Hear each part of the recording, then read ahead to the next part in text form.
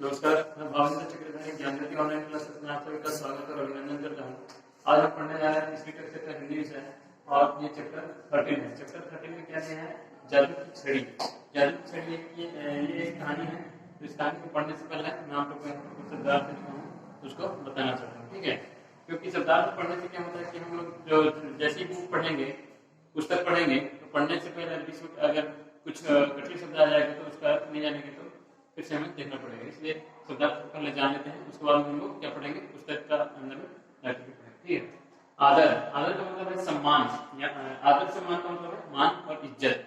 जैसे कि हम लोग किसी के आदर सम्मान करते हैं। जैसे कोई गेस्ट आते हैं, अतिथि आते हैं हमारे घर में, तो क्या करते हैं हम लोग उनके आदर सम्मान करते हैं, मान इज्जत रखते हैं, ठीक है? उसके बाद में स्वप्न। स्वप्न का मतलब सपना। जैसे हम लोग कभी कभी सोते हैं तो सोते सोते सपना भी देखते हैं, ठीक है? तो उसको क्या बोलते हैं? सपना। दिनचर्या, दिनचर्या का मतलब क्या है? दैनिक कार्यक्रम। यानी हम लोग दिन भर में जितना काम करते हैं तो उसको एक दिनचर्या के हिसाब से काम करते हैं हम लोग। कोई कोई ऐसे रहते हैं कि टाइम टेबल बना लेते हैं और उसके हिसाब से क्या करते हैं हम लोग? दिनचर्या करते रहते हैं, ठीक है? तो उसको बोलते हैं दिनचर्या। यानी जितने पूरे दिन में आप लोग क्या क्या किए उसका एक ये बनाना दिनचर्या है, ठीक है? सहजना, सहजना का मतलब है संभालना, ठीक है? सहजना का मतलब क्या है? संभालना। प्रशंसा, प्रशंसा का मतलब क्या है? तारीफ। यानी कोई हमारे ऐसे तारीफ करते हैं तो क्या हो जाता है? खुश हो जाते हैं कि नहीं? उसको बोलते हैं तारीफ, ठीक है?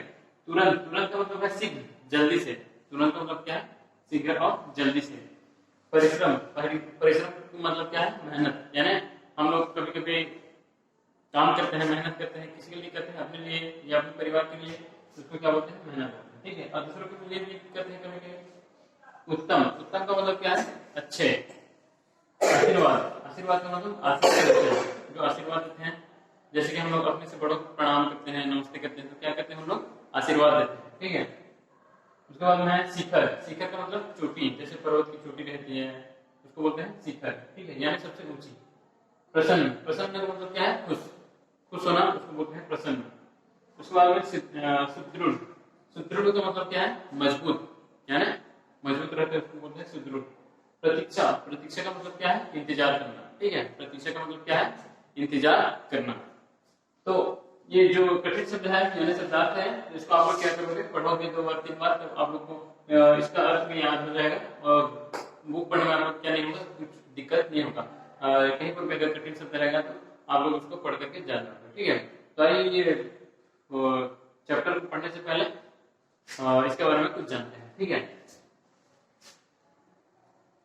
क्या आप लोग को पढ़ना लिखना आता है बच्चों? आप लोग को पढ़ना लिखना आता है कि नहीं? आप लोग पहले से पढ़ रहे हो, नर्सरी से पढ़ रहे हो, तो आप लोग को पढ़ना लिखना भी आता है। क्या आप बड़ों का आदर सम्मान करते हैं? आप लोग को स्कूल में पहले से सिखाया जा रहा है, यानी बचपन से आप लोग को सिखाया जा रहा है कि अपने से बड़ों को सम्मान करना, इज्जत देना, मान रखना, ये सब सिखाया जा रहा है। छोटे छोटे बच्चे लोग को सिखाया जाता है। जैसे क्लास में आते हैं, टीचर जब भी क्लास में आएंगे तो उसको क्या करना है? खड़े होकर के गुड मॉर्निंग करना, नमस्ते करना। और टीचर को कहीं पर भी देखोगे तो क्या करने के लिए बोला जाता है? नमस्ते करने के लिए बोला जाता है, ठीक है? तो इस तरह से अपने बड़ों का आदर सम्मान हम लोग करते हैं, करते आ रहे हैं। अब आपने कभी किसी को जादू करते हुए देखा है? तो आप लोगों ने जो है तो कभी किसी को जादू करते हुए देखे हैं? कभी कभी गांव में भी आ जाते हैं जादू वाले, और कभी कभी स्कूल में भी आ जाते हैं जादू वाले। कभी कभी स्कूल वाले लेके जाते हैं कहीं पर, जादू होता रहता है, तो वहां पर क्या करते हैं? जादू दिखाते हैं। वो क्या करते हैं? छड़ी को पकड़े रहते हैं, ठीक है? अगर आपको सभी इच्छाएं पूरी करने वाली जादू की छड़ी मिल जाए तो आप क्या लेना चाहेंगे? अगर जैसे हम लोग देखते हैं कभी कभी जादू ऐसे छड़ी घुमा करके जादू दिखाते हैं जादूगर वाले, तो उसकी यानी हम लोग के मन को इच्छा करने वाली मन इच्छा को पूरी करने वाली अगर हम लोग को जादू की छड़ी मिल जाए तो हम लोग क्या करेंगे? क्या करोगे आप लोग बताओ? आप लोग अगर मन इच्छा पूरी करने वाली जादू की छड़ी मिल जाए तो आप लोग क्या करोगे? क्या मांगोगे मुझसे? यहाँ पर देखते हैं, पढ़कर जानिए कि जादू की असली छड़ी कौन सी है। तो यहाँ से ये किताब हम लोग पढ़ करके जानेंगे कि जादू की असली छड़ी क्या है, ठीक है? तो आइए पढ़ते हैं। आप लोग देखो पेज नंबर 18 है, पेज नंबर 18 है, देखो। अब मैं पढ़ रहा हूँ, ध्यान से आप लोग सुनिएगा और याद रखना, ठीक है? सौरभ एक सुशील बालक था। सौरभ एक सुशील, सुशील का मतलब है अच्छा, सुंदर, ठीक है? तो सौरभ एक सुशील बालक था। वह प्रतिदिन रात को सोने से पहले अपनी दादी से कहानी अवश्य सुना करता था। तो सौरभ एक अच्छा लड़का था, तो वो क्या करता था? हर रोज यानी प्रतिदिन रात को सोने से पहले, यानी वो सोने से पहले अपने दादी के पास में क्या करता था वो, और हर रोज एक एक कहानी सुना करता था। कहानी सुनने के बाद ही वो सोता था। एक बार उसकी दादी ने उसे एक ऐसी परी की कहानी सुनाई जो सभी इच्छाओं को पूरा कर देती थी। तो एक बार क्या हुआ कि उसकी दादी ने एक ऐसी परी की कहानी सुनाई जो कि वो सारी इच्छाओं को वो परी पूरा पूरा कर देती थी, सभी इच्छाओं को पूरा कर देती थी। कहानी सुनते सुनते उसे नींद आ गई। तो कहानी सुनते सुनते वो बालक को क्या हुआ, सौरभ को क्या हुआ, नींद आ गई। रात को उसने स्वप्न में एक बहुत सुंदर परी को देखा। उसके बाद में रात में स्वप्न में जब वो सोया हुआ था, सौरभ जब रात में सोया हुआ था तो उन्होंने क्या देखा, स्वप्न, यानी स्वप्न का मतलब यहाँ पर मैं लिखा हूँ क्या है, सपना। सपना यहाँ लिखा हूँ, स्वप्न का मतलब सपना। तो रात में हुआ, जैसे ही सोया तो सोने के बाद में क्या देखा, ये एक स्वप्न देखा। जिसके हाथ में स्वप्न देखा, तो स्वप्न में एक बहुत सुंदर परी को देखा। तो स्वप्न में वो किसको देखा, एक बहुत सुंदर परी को देखा, ठीक है, जिसके हाथ में एक छड़ी थी। तो परी के हाथ में छड़ी होती है। तो यहाँ पर चित्र में हम लोग दिखा रहे हैं, यहाँ पर चित्र में एक परी है और परी के हाथ में क्या है, जादू की छड़ी, ठीक है। इस तरह से वो स्वप्न देखते देखते परी को देखा और देखने के बाद उसके हाथ में क्या था, जादू की छड़ी थी। वह परी सौरभ के माथे पर बहुत प्यार से हाथ फेर रही थी। तो वह जो परी थी वो क्या कर रही थी कि सौरभ के माथे पर ऐसे बड़े प्यार से माथे को हाथ फेर रही थी, ठीक है। सौरभ ने उठकर परी को नमस्ते किया। उसके बाद में सौरभ ने उठा और परी को नमस्ते किया, यानी वो सपने में सोच रहा है। परी ने खुश होकर पूछा, पुत्र मैं तुमसे बहुत खुश हूँ। उसके बाद में परी खुश हो गई और मुझसे पूछा कि मैं तुमसे बहुत खुश हूँ, बोलो तुम क्या चाहते हो। उसके बाद में जो परी थी वो ये को सौरभ को बोली कि मैं तुमसे बहुत प्रसन्न हूँ, खुश हूँ, और तुम मेरे से क्या चाहते हो बोल करके जो परी थी वो सौरभ से बोलने लगी। सौरभ का मुख खुशी से खिल उठा। उसके बाद में सौरभ का जो मुख था खुशी से खिल उठा। एक पल को वह सोचने लगे कि उसे पढ़ना बिल्कुल अच्छा नहीं लगता। उसके लिए उसके बाद में सौरभ को एक पल के लिए वो बहुत खुश हो गया। जैसे ही परी बोली कि मैं तुमसे बहुत प्रसन्न हूँ, तो मैं कुछ देना चाहता हूँ बोल करके, मांगो तुम क्या मांगते हो बोल करके, तो वो एक पल के लिए बहुत खुश हो गया सौरभ। वो सोचने लगे कि पढ़ना लिखना तो मुझे अच्छा नहीं लगता, तो मैं क्या मांगू बोल करके। उसकी माँ उसे हमेशा अपनी पुस्तकें सहेज कर रखने के लिए कहती है। उसके बाद में हमेशा क्या होता है कि सौरभ अपने पुस्तक की इधर उधर कर देता है, लेकिन उसकी माँ जो है वो हमेशा उनको समझाती है कि पुस्तक जितना भी है सबको एक जगह सजा कर रखना। सहेज कर का मतलब क्या है, सजा कर रखना, संभाल कर रखना, रखने के लिए कहती है। मगर उसे यहाँ सब कुछ करना पसंद नहीं आता, लेकिन उसको भी ये जितना भी पुस्तक है ना उसको संभाल कर रखने के लिए उसको पसंद नहीं आता। किसको पसंद नहीं आता, सौरभ को। उसने परी से पूछा, आपके हाथ में क्या है, क्या यह जादू की छड़ी है। उसके बाद में सौरभ ने परी से पूछा, स्वप्न में सौरभ ने परी से पूछा कि क्या आपके हाथ में जादू की छड़ी है क्या बोलकर। परी ने हाँ में जवाब दिया। उसके बाद में परी ने कहा, हाँ मेरे हाथ में जादू की छड़ी है। सौरभ ने तुरंत कहा, क्या आप यह छड़ी मुझे देंगी। उसके बाद में सौरभ ने परी से तुरंत कहा, क्या आप मुझे ये छड़ी देंगी बोलकर। तुम इसका, फिर जो परी थी वो क्या बोलेगी, तुम इसका क्या करोगे, परी ने पूछा। इससे मैं अपना गृह कार्य आसानी से कर सकता हूँ, क्या इससे परीक्षा में मेरे उत्तम अंक भी आ सकते हैं, सौरभ ने पूछा। उसके बाद में सौरभ ने क्या पूछा कि इससे मैं अपना गृह कार्य कर सकता हूँ, और क्या इससे मैं परीक्षा में मेरे उत्तम अंक आ सकते हैं, क्या मैं जादू छड़ी मेरे पास रहेगा तो परीक्षा में उत्तम अंक आ सकते हैं क्या बोलकर। उसके बाद में हाँ मगर यह छड़ी तो सिर्फ उसी को दी जा सकती है जो अपने माता पिता गुरु और बड़ों की बात मानते हो। लेकिन जो परी थी वो क्या बोली कि ये छड़ी बस उसी को दिया जाता है जो अपने माता पिता, अपने बड़ों का, अपने गुरुजनों का कहा मानते हैं, उन्हीं को दिया जाता है बोल करके जो परी थी वो सौरभ को बोली, ठीक है। गुरु माता पिता, गुरु और बड़ों की बात मानता हो, क्या तुम ऐसा करते हो, परी ने पूछा। उसके बाद में परी जो थी वो क्या पूछी कि तुम ऐसा करते हो क्या बोल करके, तुम अपने बड़ों की बात मानते हो क्या, तुम अपने माता पिता की बात मानते हो क्या, तुम अपने गुरुजनों की बात मानते हो क्या बोल करके जो परी थी वो इससे पूछी सौरभ से। फिर सौरभ ने कहा नहीं, सौरभ ने कुछ झिझकते हुए कहा। उसके बाद में सौरभ पूछा वो क्या हुआ, झिझकते हुए, यानी ऐसे झिझकते हुए कहा कि नहीं मैं ये सब नहीं कर सकता, ठीक है। तो फिर मैं तुम्हें 1 महीने का समय देती हूँ। उसके बाद में जो परी थे वो क्या बोले कि ठीक है मैं तुम्हें 1 महीने का समय देती हूँ, अगर 1 महीने में तुम अपने आप को बदल पाए तो यह छड़ी तुम्हारी हो जाएगी। उसके बाद में जो परी थी वो क्या बोली कि 1 महीने के अंदर मैं तुम्हें 1 महीने का समय देता हूँ, 1 महीने के अंदर तुम अपने आप को बदल पाए यानी बदल दिए तो मैं ये छड़ी तुम्हें दे दूंगी बोल करके जो परी थी वो सौरभ को बोली। ठीक है, अगर 1 महीने में तुम अपने आप को बदल पाए तो यह छड़ी तुम्हारी हो जाएगी, परी ने कहा। यह सुनकर सौरभ बहुत प्रसन्न हुआ। उसके बाद में जो परी ने कहा उसे सुनकर सौरभ बहुत खुश हो गया। ठीक है, आज सौरभ बहुत जल्दी उठा, ईश्वर को प्रणाम किया और नहा धोकर नाश्ता करके विद्यालय चला गया। कक्षा में उसने सारा काम ध्यान से किया, घर आकर भी समय पर अपना गृह कार्य पूरा कर लिया। माता पिता उसके इस बदलाव से हैरान थे। पूछने पर सौरभ ने माता पिता को परी वाला स्वप्न सुना दिया। उसके बाद में क्या हुआ कि आज सौरभ बहुत जल्दी उठा, यानी सौरभ तुरंत उठा और ईश्वर को प्रणाम किया। जैसे ही वो अपने बिस्तर से उठा तो वो ईश्वर को प्रणाम किया और नहा धो करके नाश्ता करके विद्यालय चला गया। उसके बाद नहा धो करके नाश्ता करके वो कहाँ चला गया, विद्यालय चला गया। कक्षा में उसने सारा काम ध्यान से किया। कक्षा में उनके टीचर, उनके शिक्षक, अध्यापक जो भी थे वो पढ़ाया तो वो ध्यान से पढ़े सुने और घर आकर भी समय पर अपना गृह कार्य पूरा कर लिया। उसके बाद में जैसे ही स्कूल छुट्टी हुआ, विद्यालय छुट्टी हुआ तो अपने घर आकर के भी अपना गृह कार्य जो था वो समय पर पूरा कर लिया। माता पिता उसके इस बदलाव से हैरान थे। माता पिता उसके इस बदलाव से क्या थे, हैरान हो गए थे कि ये तो पहले ऐसा कभी नहीं करते थे लेकिन अभी ये कैसे बदल गया। पूछने पर सौरभ ने माता पिता को परी वाला सपना सुना दिया। उसके बाद में उसके माता पिता पूछे तो वो परी वाला सपना अपने माता पिता को जो सौरभ था वो बता दिया। अब तो उसकी दिनचर्या ही बदल चुकी थी। अब उसका दिनचर्या ही बदल चुकी थी। किसकी दिनचर्या, जो सौरभ था। जिन कामों को करने के लिए उसकी माता पिता उसकी माता से बार बार कहती थी वही काम वह बिना कहे करने लगा था। जिस काम को करने के लिए उसकी माता बार बार उसको कहती थी लेकिन वो बिना कहे उसके माता बिना कहे वो काम कर लेता था। ठीक है, वही काम को वह बिना कहे करने लगा था। समय पर उठता, समय पर पढ़ता और वो क्या करता था, जब वो वाला सपना देखा जो सौरभ, परी वाला सपना देखने के बाद में वो क्या क्या किया, समय पर उठता था, समय पर पढ़ता था, समय पर अपने माता पिता का कहना मानता था, वो समय पर सोने सुबह उठ जाता था, ये सब करता था। समय पर खेलता। विद्यालय में भी सभी अध्यापक उसकी प्रशंसा करते थे।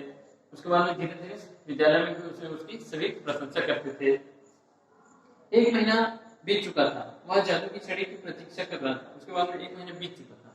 1 महीना जैसे ही बीत गया तो वह जादू की छड़ी की प्रतीक्षा कर रहा था, क्योंकि जादू की छड़ी देने के लिए कौन बोले थे, परी। उनके सपने में आए थे तो वो परी बोल करके चले गए कि अगर तुम 1 महीना में अपने आप को बदल दोगे तो मैं तुम्हें जादू की छड़ी दे दूंगा बोल करके बोलने लगी और वो उनको 1 महीने के समय लगे। ठीक है, उसके बाद में क्या हुआ, वो 1 महीना बीत चुका तो सौरभ जो था वो जादू की छड़ी का प्रतीक्षा कर रहा था, यानी इंतजार कर रहा था। ठीक है, 1 महीना बीत चुका था, वह जादू की छड़ी की प्रतीक्षा कर रहा था। एक दिन फिर वही परी रात को उसके सपने में आई। उसके बाद में फिर एक दिन रात को परी उसके स्वप्न में आई और सौरभ को छड़ी देते हुए बोली। और फिर क्या हुआ कि सौरभ को छड़ी देते हुए बोली, सौरभ लो यह जादू की छड़ी, अब यह तुम्हारी है। उसके बाद में स्वप्न में जादू की छड़ी को वो परी उसको देने लगी। जादू की छड़ी तो अब पहले ही मुझे दे चुकी है, मुझे अब इसकी जरूरत नहीं है। उसके बाद में जो सौरभ का वो स्वप्न में क्या बोला कि जादू की छड़ी मुझे पहले ही दे चुकी है, अब मुझे इसकी जरूरत नहीं है। मैं जान चुका हूँ कि बड़ों का आदर सम्मान करना तथा परिश्रम करना ही वह छड़ी है। उसके बाद में सौरभ जो था वो क्या बोला कि आप मुझे पहले ही दे चुकी जादू की छड़ी, अब मुझे इसकी जरूरत नहीं है।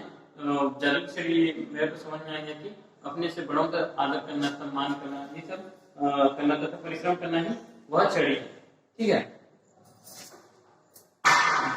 उसके बाद में है कि जिससे बालक सब कुछ पा सकता है, तो वो बोला फिर कि अपने माता पिता को सम्मान करना, इज्जत देना, अपने माता पिता का कहना मानना, अपने से बड़ों का कहना मानना, परिश्रम करना, ये सब क्या है, करना ही वही छड़ी है जिसके बालक सब कुछ पा सकता है। ठीक है, परी ने मुस्कुराते हुए सौरभ के माथे पर प्यार से हाथ फेरा और कहा। उसके बाद जो परी थी वो क्या क्या बोली कि हाथ फेरा, उसके सर पर हाथ फेरा और कहा कि मैं तुम्हें आशीर्वाद देती हूँ कि ज्ञान की यह छड़ी तुमसे कभी अलग ना हो और तुम उन्नति का हर शिखर छू लो। उसके बाद में जो परी थी वो क्या बोली कि सौरभ को मैं तुम्हें आशीर्वाद देती हूँ, मैं तुम्हें आशीर्वाद को मैं तुम्हें आशीष देती हूँ कि ज्ञान की यह छड़ी तुमसे कभी अलग ना हो। ज्ञान की जितना भी ज्ञान है ना वो तुम्हारे ऊपर में रहे और ये ज्ञान की छड़ी तुम्हारे ऊपर से अलग ना हो और तुम उन्नति का हर शिखर छू लो। उसके बाद में तुम उन्नति का हर शिखर, जितना भी शिखर है उन्नति का, वो सबको तुम पालो छू लो बोल करके बोलने लगी और आशीर्वाद दे करके वो कहकर परी लौट गई। उसके बाद में जैसे आशीर्वाद दी तो परी वहां से फिर से क्या लौट अपने स्वप्न से लौट गई। किंतु सौरभ के जीवन में जो परिवर्तन आया था उसने उसके आत्मविश्वास को सुदृढ़ बना दिया। उसके बाद में परी के स्वप्न से जो आत्मविश्वास आया था किसके पास में, सौरभ के पास में, तो सौरभ के वो आत्मविश्वास को सुदृढ़ बना दिया। सौरभ के जो आत्मविश्वास था उसको सुदृढ़ बना दिया, मजबूत बना दिया। तो इस कहानी से हम लोग क्या सीखे कि जादू की छड़ी, ये कहानी से हम लोग क्या सीखे कि आत्मविश्वास और परिश्रम वह जादू है जिससे जीवन में सब कुछ पाया जा सकता है। तो आत्मविश्वास और परिश्रम क्या है, वह जादू है। आत्मविश्वास और परिश्रम वह जादू है जिससे जीवन में सब कुछ पाया जा सकता है। तो हम लोग जीवन में सब कुछ पाने के लिए क्या कर सकते हैं, आत्मविश्वास और परिश्रम करके ही अपने जादू की छड़ी प्राप्त कर सकते हैं। ठीक है, तो ये आशा करता हूँ ये चैप्टर 13 जादू की छड़ी कहानी आप लोग को अच्छी तरीके से समझ में आ गया होगा और आप लोग ध्यान से सुने होंगे। तो आप लोग का काम क्या है कि इसको आप लोग को पढ़ना है और समझना है। जब भी आप बुक देखोगे ना, जब भी आप ये मोबाइल में हमारा वीडियो देखोगे ना, तो उसके पास में क्या रखोगे, अपना बुक को रखोगे, पुस्तक रखोगे और हम लोग जो पढ़ाएंगे उसको पढ़ोगे और किताब के जो कठिन शब्द है उसको भी पढ़ोगे।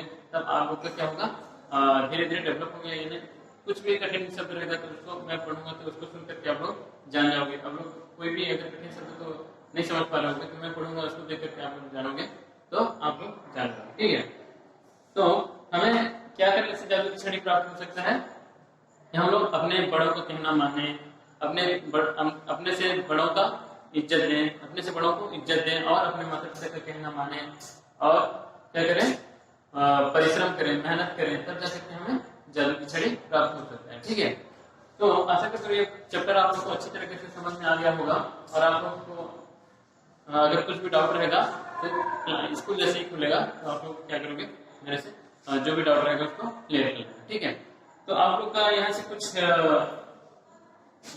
आप लोग का सिलेबस को कम किया गया है। तो मैं बता दे रहा हूँ आप लोग को कि कौन कौन सा सिलेबस कम कर दिया गया है। यहाँ पर लिख दे रहा हूँ मैं।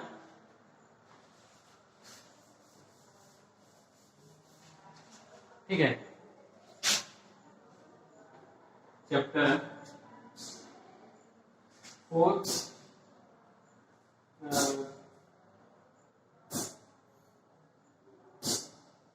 4 9 10 11 16 11 और 16। ठीक है, तो इतना सिलेबस में नहीं है, आप लोग इतना सिलेबस में नहीं है। यानी सिलेबस को 30% कम करने के लिए बोला गया था, तो ये सिलेबस में नहीं है। ठीक है, not in syllabus, not in syllabus. ठीक है, तो इतना नहीं है। चैप्टर 4 9 10 11 16 ये आप लोग के एग्जाम में भी नहीं आएगा और आप लोग का पढ़ाई भी नहीं होगा, तो इसको आप लोग को ध्यान देना नहीं है। बाकी जितना बच गया है उसको आप लोग क्या करोगे, जितना बाकी बचा है उसको पढ़ोगे, लेकिन ये इतना चैप्टर को छोड़ करके जितना भी सिलेबस में है उसको आप लोग क्या करोगे, ध्यान से पढ़ोगे। ठीक है, तो आज के लिए इतना ही काफी। चैप्टर 13 को आप लोग घर में अच्छे से पढ़ेंगे, एक आध बार और अच्छे से समझेंगे। ठीक है, तो आज के लिए इतना ही काफी। मैं आपसे विदा लेता हूँ। ठीक है, धन्यवाद।